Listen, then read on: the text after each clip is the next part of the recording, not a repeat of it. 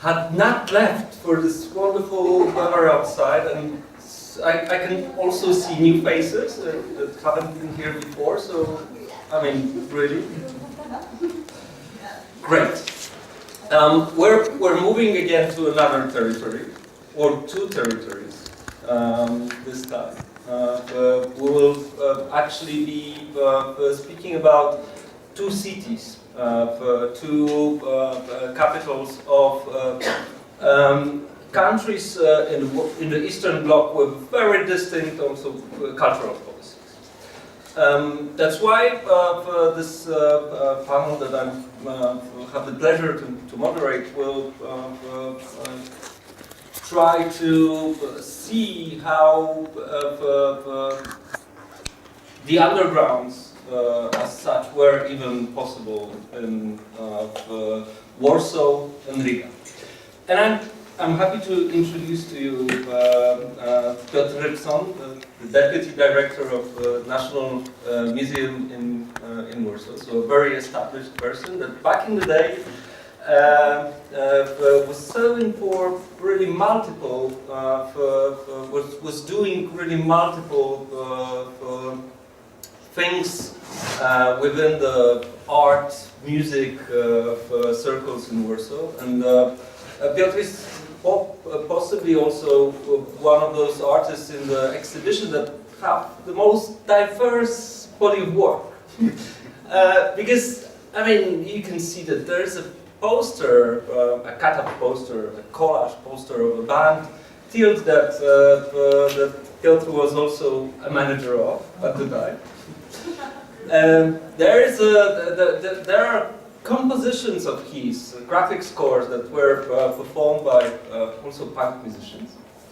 And there's a zine that had a very particular angle and was working in between new wave music and visual arts and conceptual art, mail art, etc., etc. So he was an editor, a writer, an art critic, a visual artist, a composer, and a manager, and a curator. Very confused person. Yes, but with a great body of work. I'm also happy that Mara Traumane could join us, who's not a witness like Piotr was, but a researcher that did a tremendous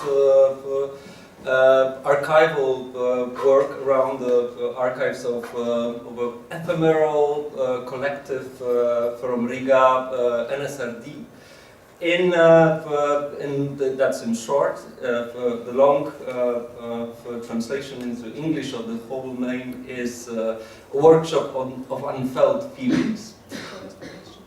For restoration, of course, I forgot about one important element of that. But this collective was also really cutting edge and diverse in their production. They would do performances, fashion shows, music, but also run a record label that would do just a handful of copies of their own music. And it all started with DJ lectures and publishing a zine for which some of the members of the group were persecuted. One of them couldn't study. That I mean, just to give you a. We can talk about. Okay, maybe a minute. We'll expand on both of those trajectories, scenes, areas soon, but Piotr and Mara prepared a short presentations before I moderate a discussion. Okay, so I'll start then. Please, Piotr. Thank you very much for inviting me here. It's really a great pleasure and honor to be part of this extraordinary 3 days and the exhibition. There are different ways to speak about the past in the context of the underground. Light version, a heavy version, a serious version, a more anecdotal version. I'm going for the light version for the first 5 minutes or so. So just to give you a feeling of what it was in Poland at that time. Is it an outro? No. Well, first of all, you know, the end of the 70s in the Polish Socialist Republic was really a time of the decay of the technocratic communist apparatus that was running the country for already almost 10 years, and things were simply crumbling and falling apart. So, so there was a feeling of certain helplessness, and nothing was happening. The art scene was a little bit cemented, and the institutions, including the alternative art institutions, did not really, or I would say running out of steam at that time. So for the generation, for our generation, for my generation, we were in their 20s, then it was a reality that needed to be reinvented, and we needed to invent our own world within it. And of course music came about. And music came about with this rebellious form quite early, around 77, with street music. This was a legendary figure, Walek Zezek, who just performed on the streets, and he left later for New York and was again playing on the streets. And they were kind of setting as role models for the bands that would come later in a couple of cities. What is specific of Poland is that it's fairly large. It's not a very small country. It has at least 5 or 6 large cities which their own respective scenes. And these scenes differed a lot. Gdańsk, which is the German Danzig, was a very, like Hamburg, you know, like that, a port city with all the port qualities of a rather rough city. So the punk scene there developed through the mainly one band, which was called Deadlock, was quite rough, and the scene was pretty aggressive there. It also developed later into a neo-Nazi skinhead scene, which is kind of typical of the territories that were taken over by the Polish People's Republic after the war, Gdańsk, Wrocław, and so forth, with a kind of loose sense of identity. This goes forward on its own. Then Warsaw developed into a very dynamic scene with a couple of bands. Crisis was one, Tilt was another, and this was a very interesting phenomenon when you look back, because I called it a kind of a new tribalism. So these would be like individual groups of people living in different districts of the town, grouping around a musical ensemble with not knowing really each other, not very well interconnected, basically young people trying to have some fun. And they were modeled very often on records and labels that would be coming from London mainly. This is still a very important group that was active in Warsaw, and I was the so-called manager of the group, which didn't mean much. It just meant that as I was working at that time at an art gallery, I was a sort of an interface between a semi-official structure and this group of my unruly friends. There were also a number of other ensembles, even in smaller locations, like KSU in Ustrzyki, which is far east-south in Poland, a very wild territory of mountains and very unruly people.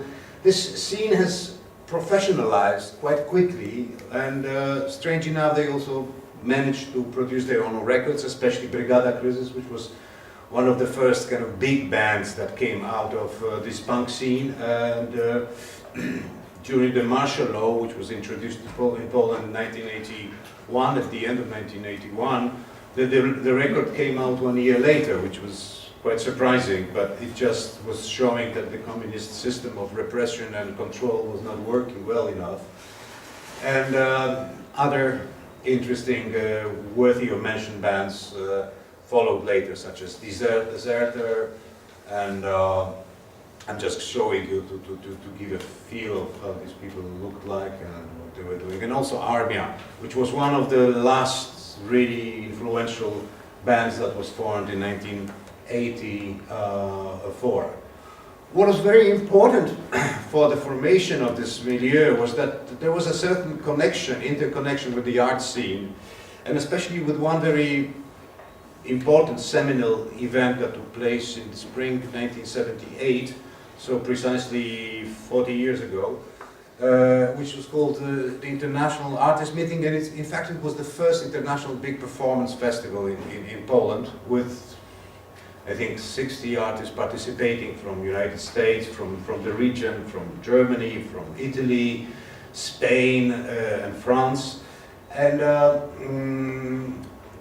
a lot of these young people were hanging around the festival, where not only performances, sometimes very wild performances, body performances and body art and so forth were done, but also the first video mini festival of sorts took place, because the Video Heads group from Amsterdam came with a huge body of work, which they were showing 24 hours a day. The festival was going on basically non-stop for a couple of days. And one very important thing happened during that festival, that strange enough the first foreign punk band was a girls' band. It was the Raincoats, a band which is still around, I think. And so in a purely masculine setting of the punk rock community, they all gathered for the first time in front of these wonderful girls who did one of the best performances of their life, I guess, in this strange location. And that was seminal in the sense that all these mini groups came together in 1978 and started to interconnect, and a lot of things were happening in result to that. Around 1980, I was working at a gallery which was called Remont, the same place where the festival was taking place, and actually Remont organized the festival. And we decided that, you know, the concept of gallery is really old-fashioned, so we used a post concept of like, this is not a gallery anymore, it's more a networking place, it's a kind of socially active place. So we had that whole community of party artists, party punk rockers, like frequenting this location. And I wanted to show these two photos because it's very funny, because all these punk rockers take the poses of like vernissage crowd, you know, they're like sitting and chatting, and there's artworks on the walls. We were showing visual poetry, artist books and stuff like that. But it also generated a new kind of momentum for the musical scene, because cassette editions were being produced. This is how Tilt looked at that time in front of the Remont Gallery. And there were also all sort of zines. Henryk Gajewski, who was running the gallery, had a weird concept of launching something of his own. I think he wanted to be a Malcolm McLaren. So he said, it's not punk anymore, it's pink, you know. And few people like got the message, what he meant by it. But he was very helpful in producing, for example, the first edition of the songs by Tilt, and some little festive elements, performances and so forth, in which we all participated and profited from. There was also another very important place among the network of the unofficial galleries. These were usually places that belonged to the students' union and were occupied by artists, where different things were happening. Czekanka Gallery was a gallery in Warsaw, where you would have very serious people on the left here performing, an artist of older generation, Jerzy Bereś, in one of his typical performances from the 70s and 80s. He usually performed naked and painted his body and put an exclamation mark on his penis at the end of the performance, which today probably would go as an ultra-masculine, aggressive piece, but at that time it was very interesting. But on the other hand, you have a group of artists from Łódź just playing football in front of the gallery. This is the famous Kultura Zrzuty group from Łódź. So a lot of things were happening in Czekanka, and also it was a place where the punkers, you know, frequented quite a lot. The photo on the left is coming from an exhibition stage at Jakarta, which is showing that generation. It was called the first generation or something like that. In 1984, there is a mail art exhibition there, and down on this photo there is a performance by Ian Robertson, who was a British artist living in Warsaw at that time, and there was a lot of clandestine performances during the martial law. This is 1982, so a lot of things were really underground. You know, you barely advertised them, and the word of mouth was guiding people toward. And when you look at the artists of the time, you know, they all kind of fit pretty much the punker type of. So the punk crowd mimicked the art crowd, and the art crowd. This is the group of artists from Poznan called Klipsa. They were all manly groups, masculine, black jackets, aggressive looking, you know, always in a herd, like dogs. And especially Libera, one of the most important artists for that decade, he just came out of prison, so he's shaved bald there. He was in prison not for criminal acts, but for underground printing, and he spent over 1.5 years there, I think. And this is him posing in this cross-dressing picture. And Łucz Kaliska on top was a very also unruly, destabilizing the art scene group, extremely important in the 80s, which I think at the end is one of the best periods for post-war Polish art during the time of oppression. There were also other groups in other cities worthy of mention, especially Luxus in Wrocław, which was using a lot of stencil work, and they were working as well on walls of cities, as well on paper. They were producing the magazine Luxus, and they were also a very interesting, unruly, active till today group of artists. And that all started to kind of wrap up and end around 1984, where reggae came big time to Poland with a lot of marijuana that pacified the aggressive feelings, and the very important visit of Mistine Roots, which was a wonderful band playing in 1983. This had a really strong impact on well, you know, Poland is a Catholic culture, so it's a biblical land. So it's not surprising that very quickly you started to have all these dreadlock growing multi-ethnic ensembles that started to play swinging reggae music, which was very nice for the ear, but it kind of took off a little bit this stance of opposition. It was more kind of a mystical promise of a future land that very often resulted in people moving out of the city, like this friend of mine on the right, Słoma, who still lives in the countryside, and they started to make music there, produce drums, and create 3 generations now. I think the 3rd generation is growing of a kind of a homegrown culture.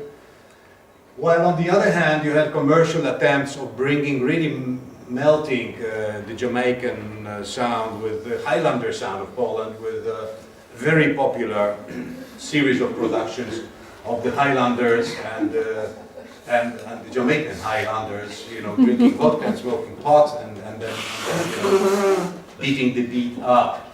So I will end this presentation here. You know, what remains certainly is also a whole myriad of publications and underground productions at which Poles were traditionally very good at from the end of the 19th century, actually. So this is something that is still probably continued and archived and worked on. And thank you very much. This was a longer introduction than I thought.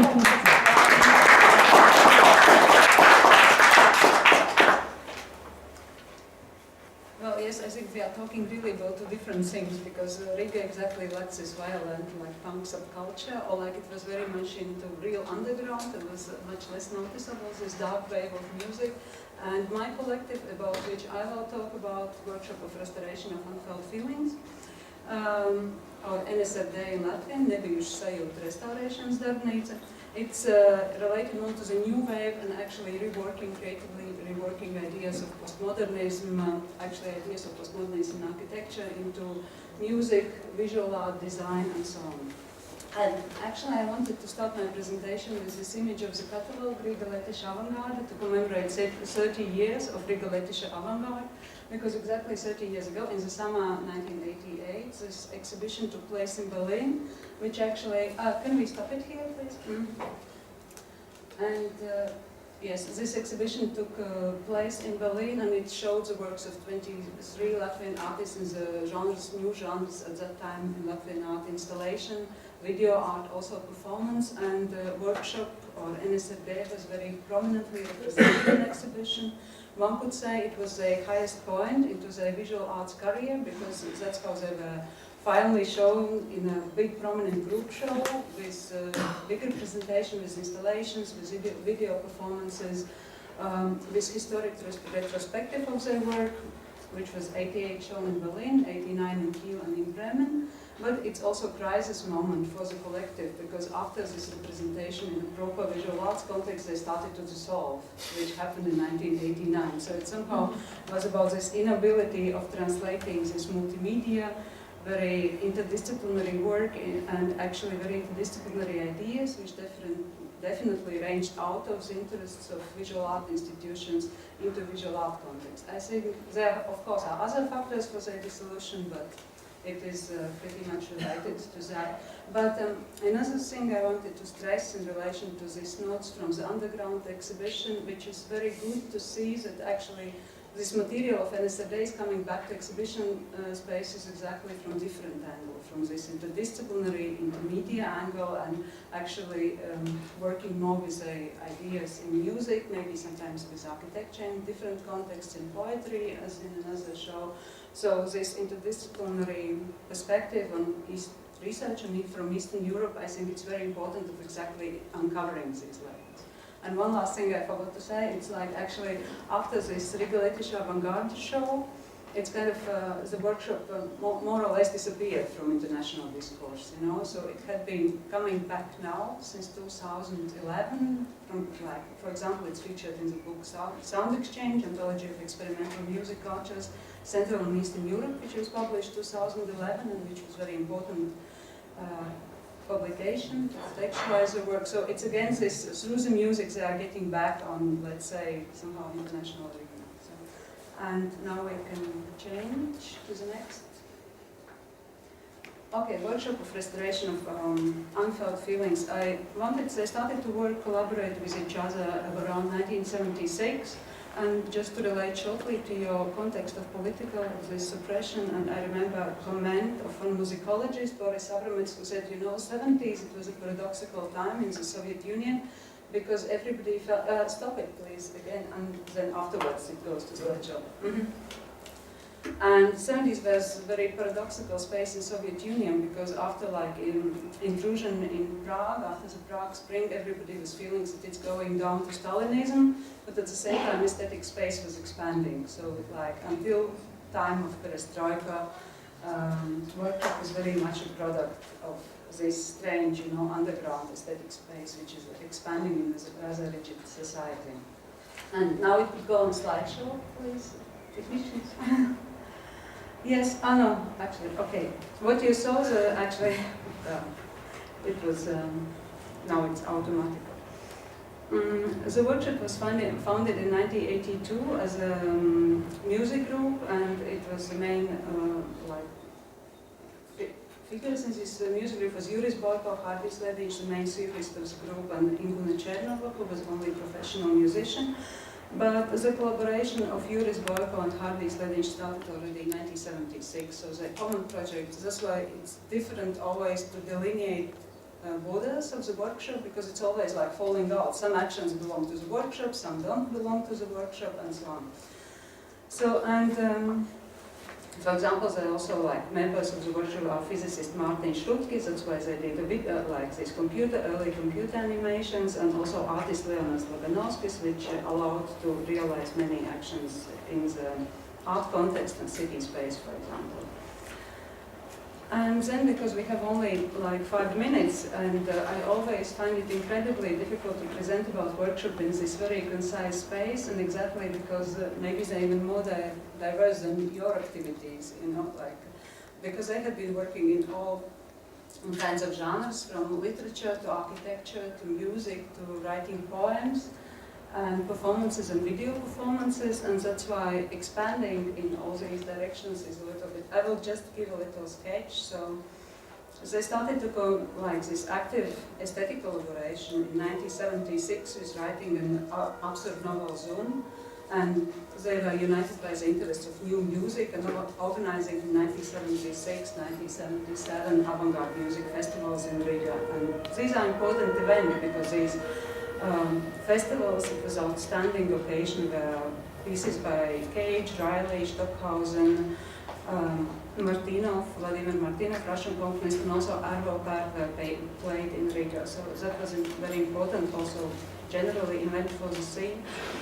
Also in 1976, 1970, maybe even before 74, they established their home record label, Sekven, where they recorded many compositions not aimed for general distribution, and they were active writing poetry. In the 1980s, the interest switched because I became acquainted with New Wave, with ideas of postmodernism, and it became more interesting to them to work on ideas of everyday creativity, of individualism, of expression, of means of design as a means of communication. So at the early 80s, I started to work in actions, and they also showed their work in experimental architectural exhibitions as architectural proposals, because 3 of the members of the group were architects. At the same time, they organized multimedia discotheques and produced song records which could be played in these discotheques. So it's already this, and I think through these multimedia discotheque presentations, they actually switched their work later to this postmodernism and everyday design, and what they picked up from ideas of Charles Jenks and from Alessandro Mendini and yes, Ettore Strauss. And the second half of the 80s, it's again like sort of turn in their work with this affiliation of the new wave ideas, when they started continued making their professional music records, which were released on tapes and played in the discotheques or in some exchange with the friends. They produced multimedia exhibitions and environments, which came out of their architectural projects and presentations in exhibitions of young architects. And, for example, in 1988, they participated in an international telephone concert. I mean, it's all very diverse and probably confusing what I name, but working with this material, I realized that there is this very strong coherence of their work, because actually this aesthetic program of postmodernism, democratic creative participation, of individual creativity, it goes through all of their actions and so on. And at the same time, there is this conflation that one work is suddenly translating into the other one. You know, for example, this is a scenario of the discotheque, which had to be legalized in the Soviet Union. You know, you had to go to the commission and submit sometimes. I mean, this is for competition, but it was same for discotheque commissions. So. And it has 3 lines. One is audio line, another is narrative line, and the third one is visual line.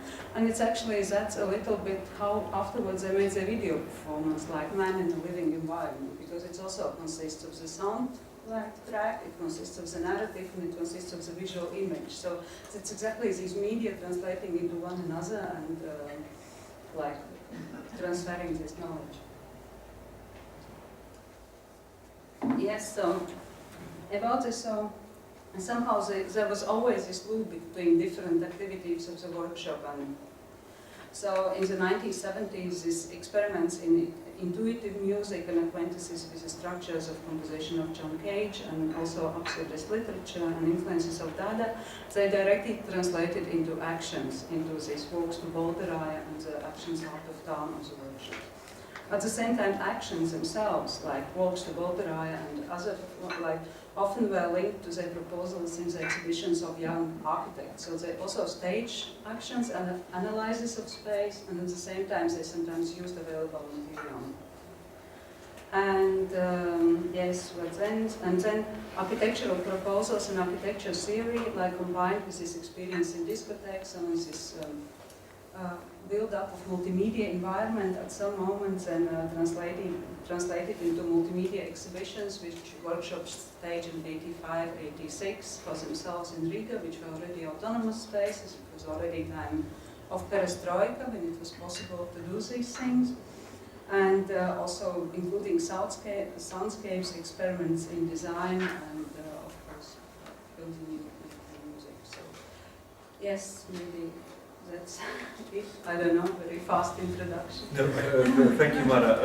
That's really helpful also.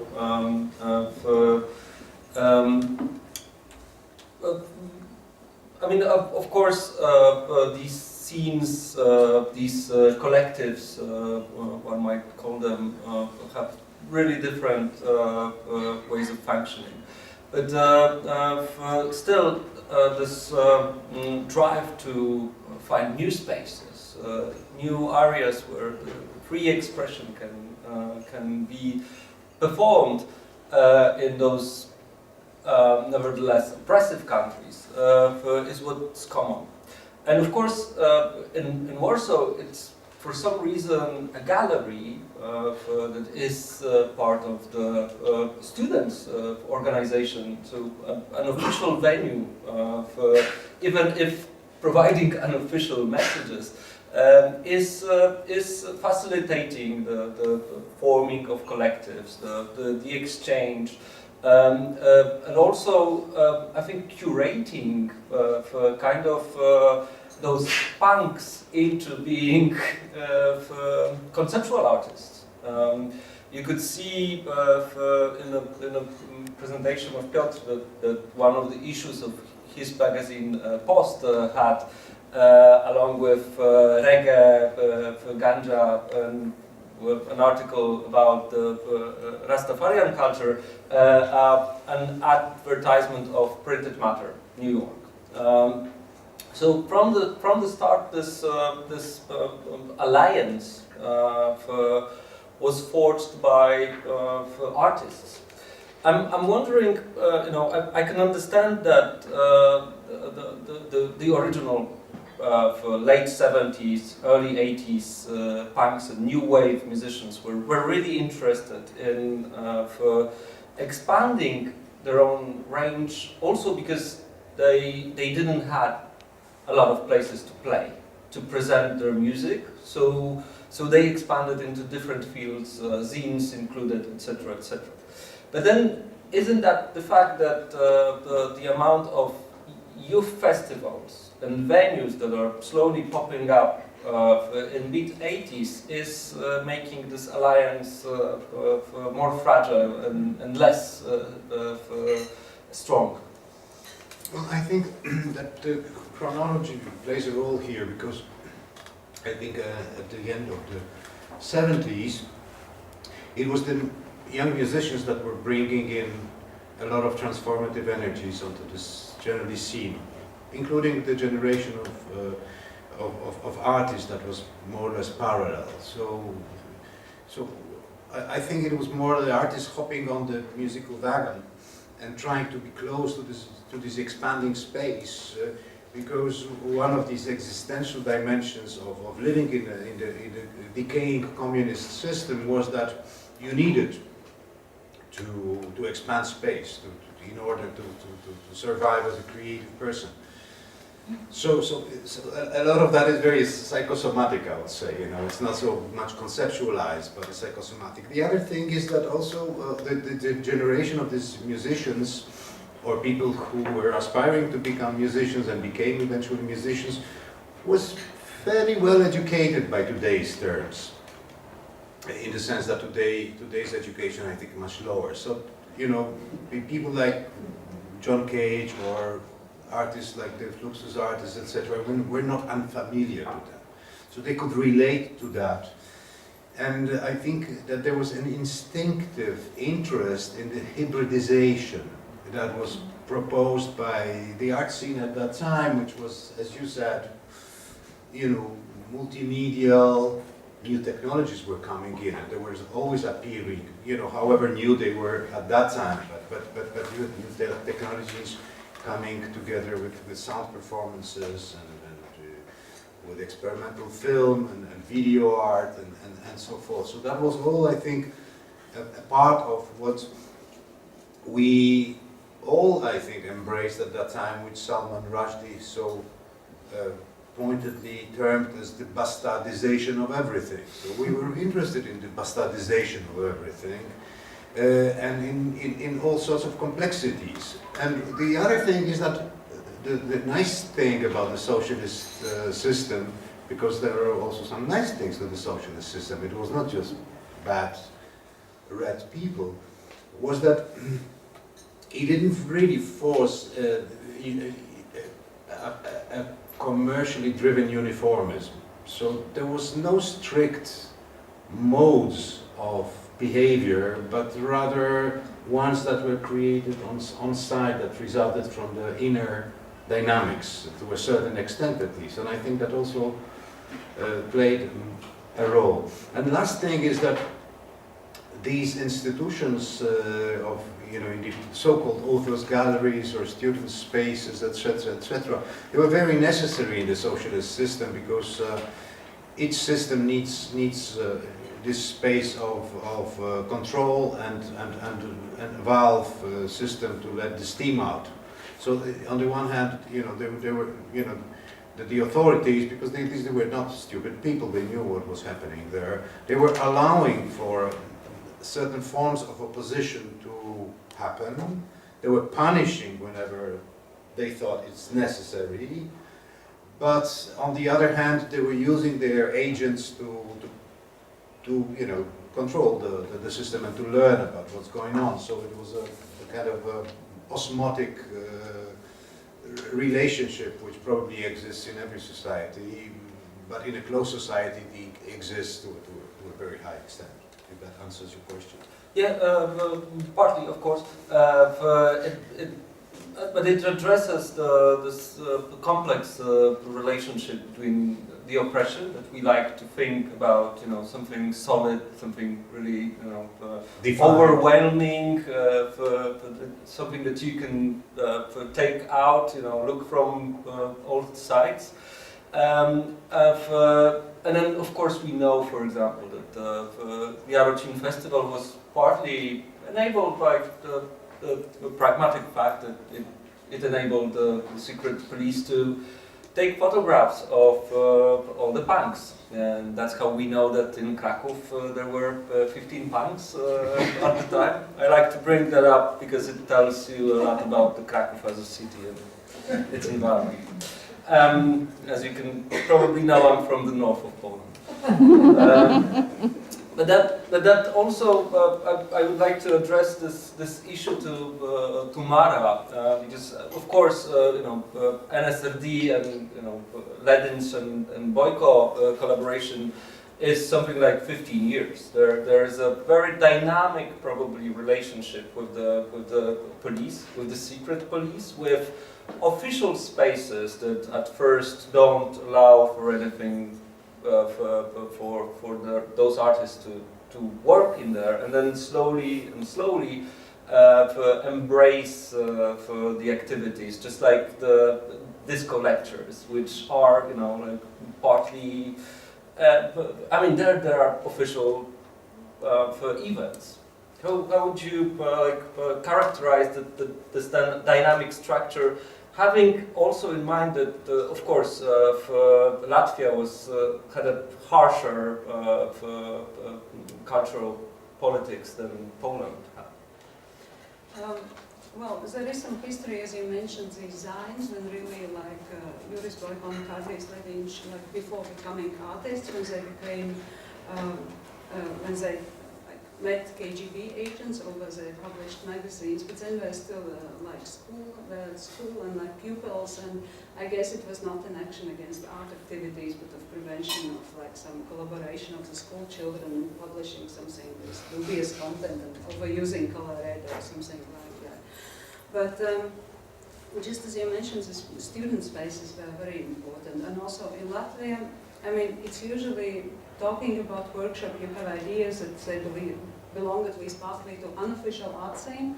And then when you start to talk about them and research it, you realize that almost all of these things happened in like public space or semi-public space. So, for example, Hardy Sledinch was engaged as leader of the Students' Club of the Riga Polytechnical University, where he was studying architecture, and it was one of the venues for avant-garde music concert. It lasted for 2 years, 76, 77. Afterwards, it was closed. I mean, not Hardy Sledinch, but director of the student center was fired, and because they distributed there was like Easter cantata in the program, and they distributed some leaflets with some religious texts. It was too much. It was closed immediately.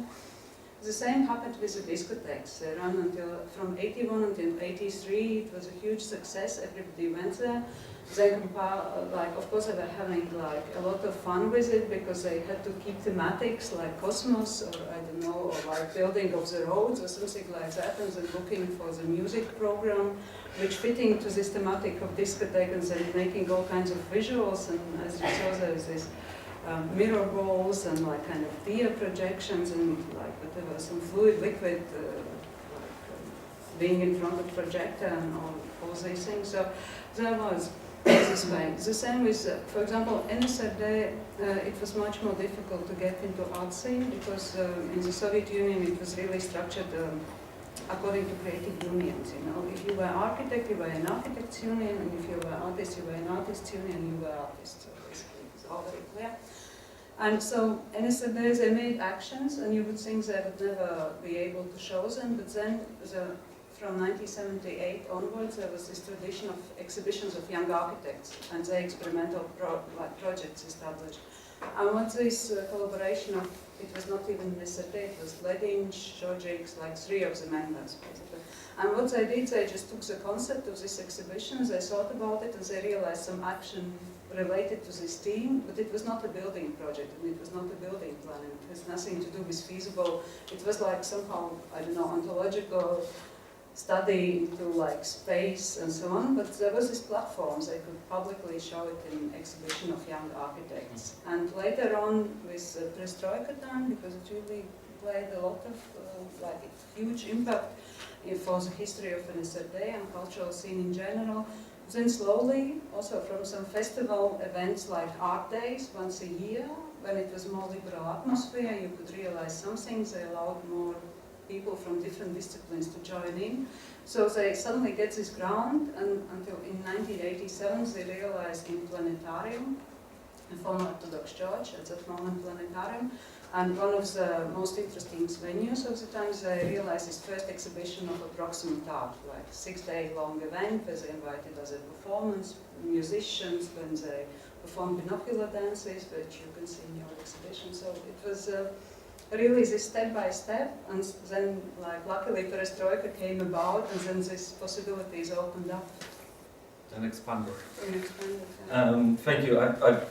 I really love the idea of a discotheque about road building. That must have been really something. I can imagine some songs already that fit in. Hit the road jack. Yeah, hit the road jack, of course. But yeah, I'm interested also in what Piotr mentioned, the notion of bastardization. It's really interesting because it's also something that I feel connects both of those scenes. I mean, in late 70s, they both grow on high modernism, conceptual art practices that give birth to mail art, self-publishing, etc., etc. And then I feel that a lot of artists, you included, Piotr, are also thinking about the relationship of this art with the youth culture as such. How to expand, how to form messages that can reach larger audiences. And of course, I mean, we can think about the affinity between the zine culture and mail art culture, or you know, this conceptual art exchanges. But this, what was it out there, outspoken, or was it a strategy that you were openly discussing between all the actors in the scene, or was it something that just grew on its own? I think the second, rather the second. Although when I started to work with the Remont, it was called Remont Gallery, and it was acting as a gallery, and there was maybe 5 or 6 similar spaces in Warsaw at the time, and another 15 in the country, and they were all galleries. And the question was like, yeah, but how do these things function? What do they serve? And we kind of understood that we are working on some allowance money, from the state, mimicking certain circulation of art that is becoming devoid of real significance and meaning to the generation which is around us. And that's why we really made a decision, and there is a statement published somewhere about why we switched to post-Remont. It's not a gallery anymore. It's an open space that is going to respond to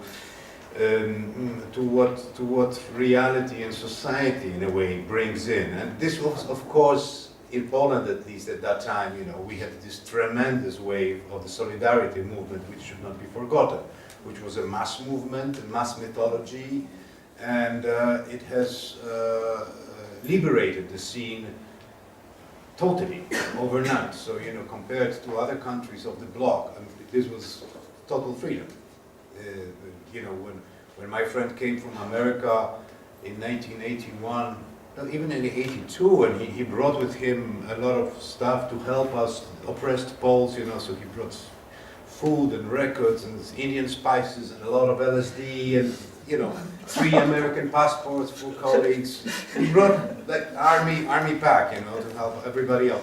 And we were taking a bus from the airport, and suddenly it was summer. He saw a whole circle of people smoking joints in front of this club in the center of Warsaw on the lawn, and he was like, I felt, that he thought like, Jesus, I carried this 40 kilos of stuff here, and what was this people having? So, this was a very paradoxical reality in a sense, and solidarity did break that feeling of oppression, which is always, if you do not execute people on the spot, it's always an artificial feeling, like in Hungary today, or what they try to do in other countries, in Poland included, to put on an authoritarian regime, but if you don't have a firing squad, it's a situation which can be dismounted, and Solidarity did that. So even during the martial law, we had this big range of freedom there. But coming back to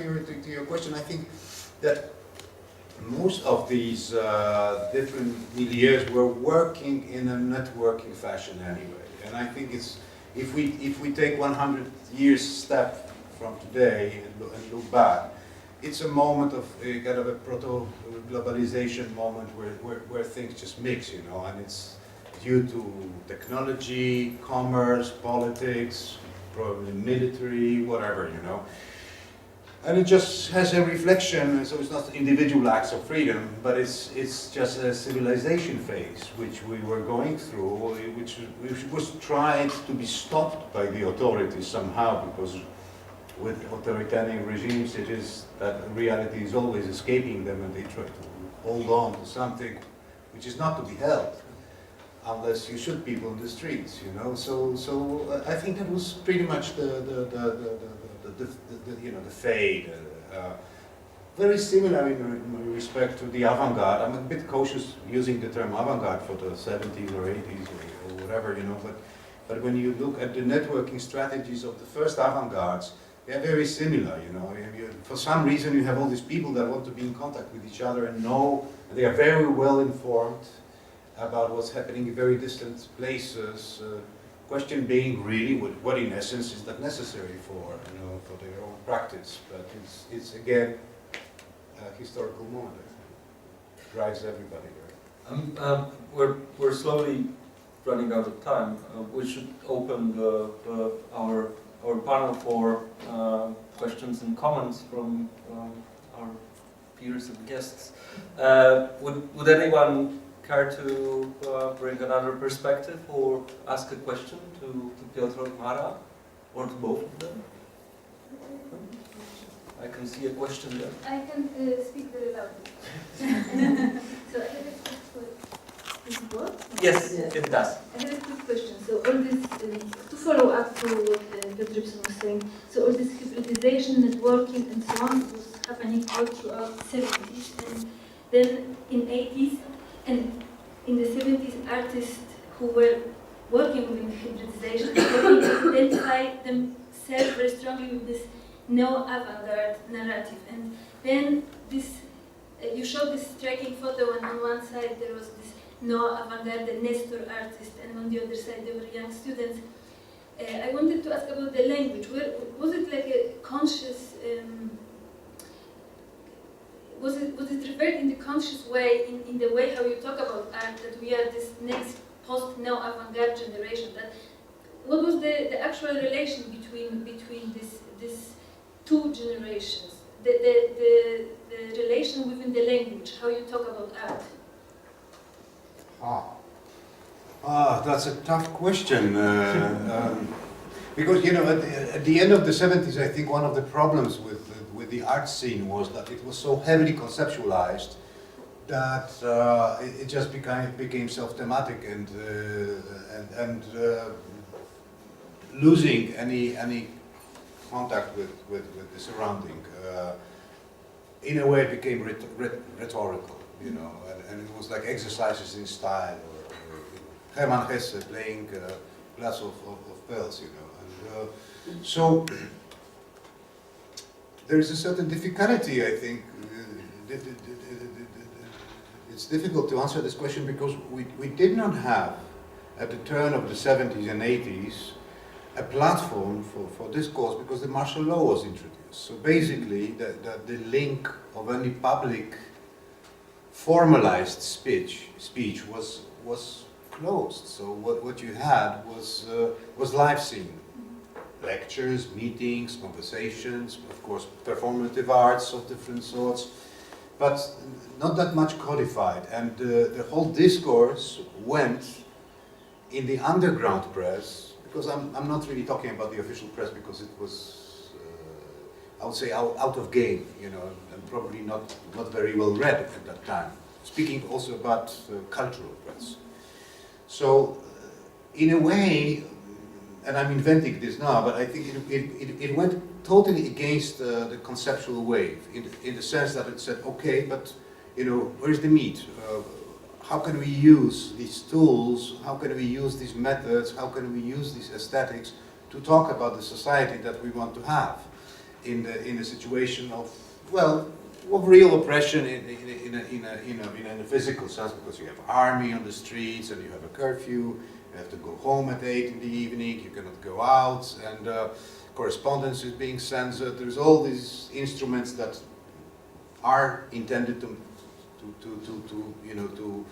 stop social life.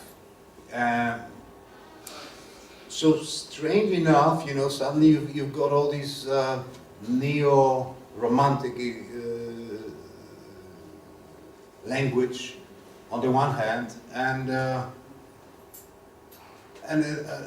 coming back to, I think, to kind of national soul-searching debate on the other. And the art scene of the young generation was totally out of it. It was totally somewhere else. You know, I'm thinking about these participatory circuits like Kultura Zrzuty in Łódź and Luxus, etc., etc. They were totally uninterested in what the opposition was proposing in a very widely circulated underground press. We had probably around 2,000 magazine titles produced underground in Poland, and around, I think, 20,000 book titles produced. So you can imagine it's like libraries of these poorly printed things, and there was very little there that would be useful for this generation. So basically, this was like discords, I would say, you know, like not fitting elements that the most spectacular moments would be the exhibitions in churches, because churches also opened up to be alternative spaces for art. And but of course, as it's with churches goes, you know, there is always some soul searching and some soul catching after that. So this didn't work very well, you know, because in the first steps it kind of looked promising, but then you had a whole series of, you know, conflicts, misunderstandings. This is in, this is out, and eventually the art scene of the more kind of radical participatory type moved away from the church scene and stays away from that scene till today, I guess. Just like with reggae. Just like with reggae. But you touched upon a very important element also, which is that part of the in mid 80s part of the opposition also searches for different bases of being opposed to the regime, which might be religion, it might be also mysticism, all sorts of mystical endeavors that are clearly against the progress-oriented official atheistic state ideology. And probably also NSRD was, if we consider opposition on the ideological level, NSRD was trying to create a mysticism-driven, for Buddhism, for all those religious aspects of postmodernity, alternative to the official state ideology, wasn't it? Yes, I think I have to talk then about notion of anti-politics, you know, because it's definitely, they were not very realpolitik oriented, so they didn't, I mean, of course they were opposed to Soviet power, and of course there is later in the albums and actions of 98, for example, or some members of the group, there is this anti-Soviet discourse. But otherwise, I think what they wanted to construct was really this alternative to the Soviet reality, and which came also not by accident. There was this involvement of professional engagement of Hadis Ledinch in architecture and modernism. So they always made these very practical propositions, and these are the ways of overcoming this uniformity, dehumanization of the new building quarters in the Soviet Union, of the blockhouse regions, and so on, and that one has to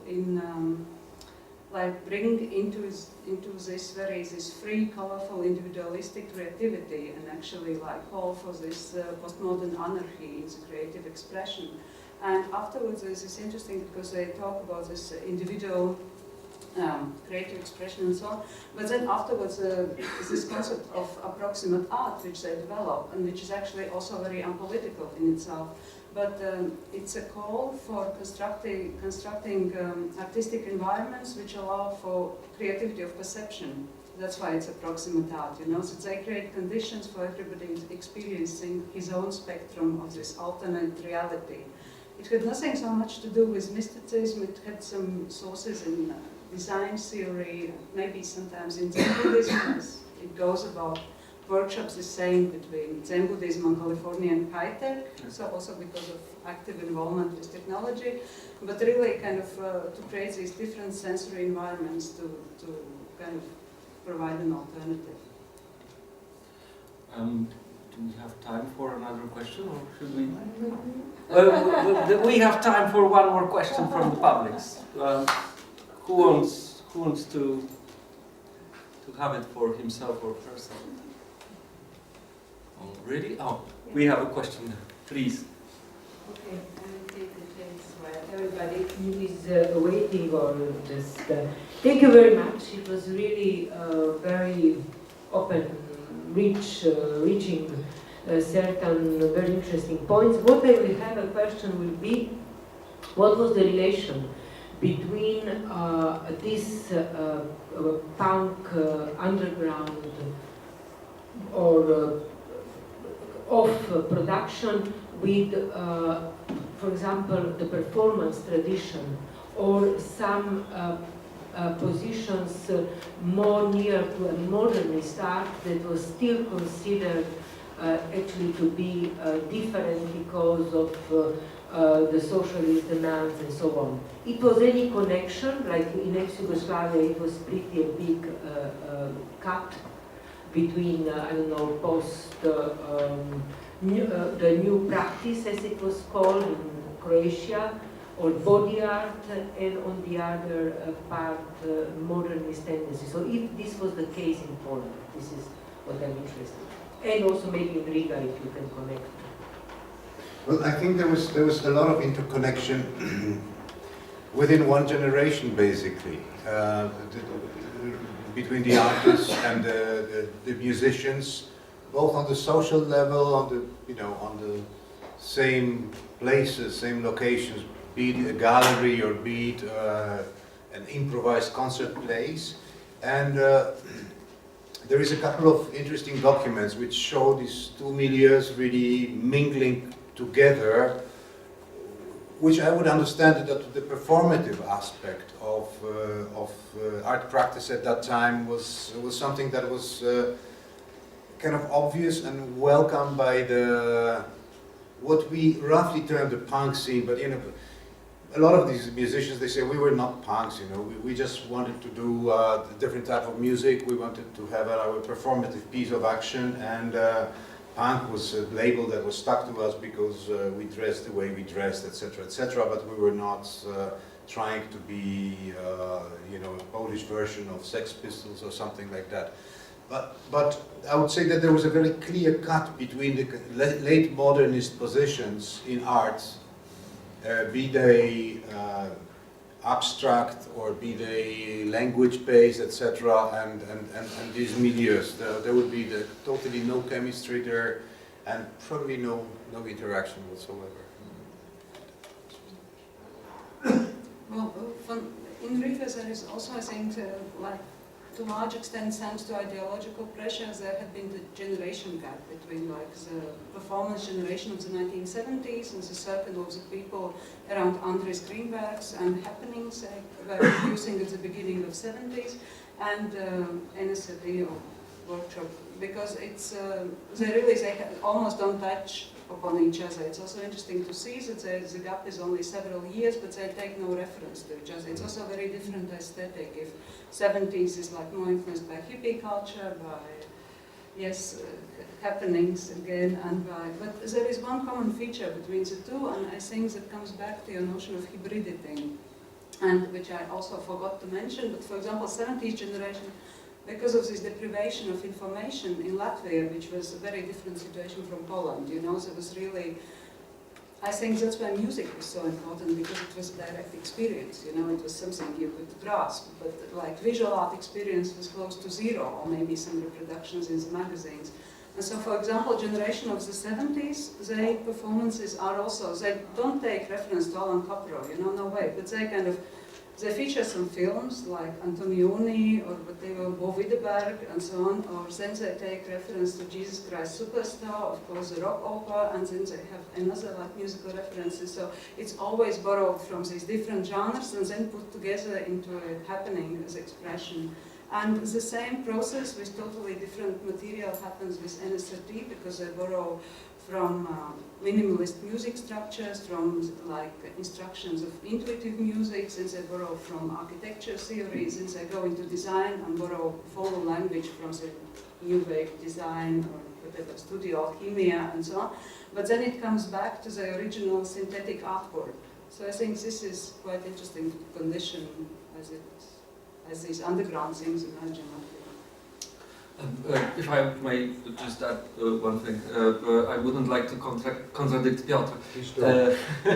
I'm ready. But there were some 70s artists that were closely collaborating with the 80s generation, and Józef Robakowski should be mentioned here, or Kwiekulik collective that was sharing a space with the new generation. So there were some artists that were rooted in conceptual art practices or language-based art that kind of understood that the mode of the usage of language was changed. I can see that David has a comment, or? Yeah, it's kind of a common question. If there's time, is that okay? working on the show, we were aware that we were thinking about two generations, and very often there would be these figures who could move between the generations. But tonally, there seems to be a kind of difference of attitude from, say, a kind of post-68 into the 70s culture, and then a kind of 80s culture. And for me, it's often expressed in irony. So a kind of ironic attitude. And LSRD, I mean, it seems to me there's kind of irony running through it. I wonder whether you see irony strongly as a kind of feature, because you can then talk about something without believing in it. Do you know what I mean? You can say one thing, mean another. So do you sense irony at work in that culture? Definitely, and I think one of the failures of that 70s not the 70th generation, but the generation that really, you know, in the arts was the strongest in the 70s was also a lack of humor, you know, and it just got so damn serious, you know, with all their concepts and theories, etc., that it was unpractical totally, you know, both for cognitive but also for purely existential, you know, reasons. And it is true that few artists, especially Józef Robakowski, had that ability to come across, but he's an extremely volatile and I would say, you know, surprisingly creative artist, working in also a medium that allows for that, because he's working with film and he's still working with film notation. So he has to somehow embrace reality and introduce it in his oeuvre, and not stop at just playing, you know, all these formalist. Simply in Marxist terms, you know, formalist art stopped working.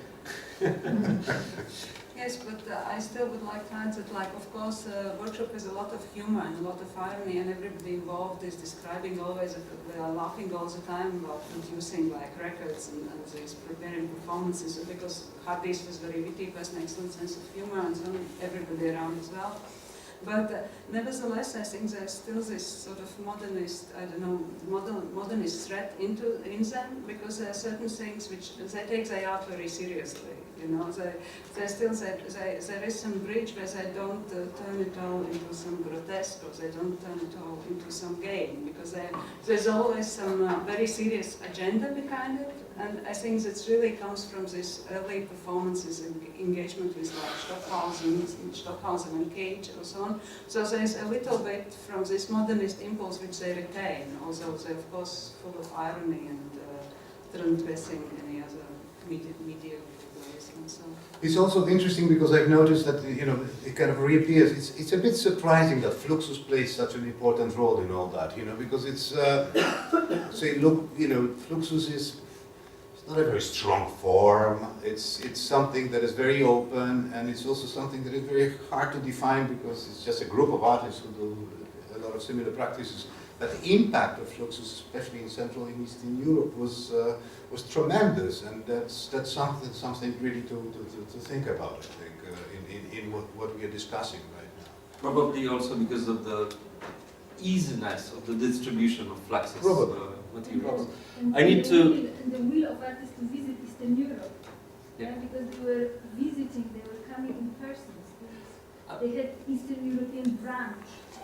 I'm sorry, I'm getting all the signals that we need to close this discussion and move to the other. I'm really sorry about this. I know that there's tons of things that we need still to discuss around, so, you know, like, don't leave. Thank you. Thank you.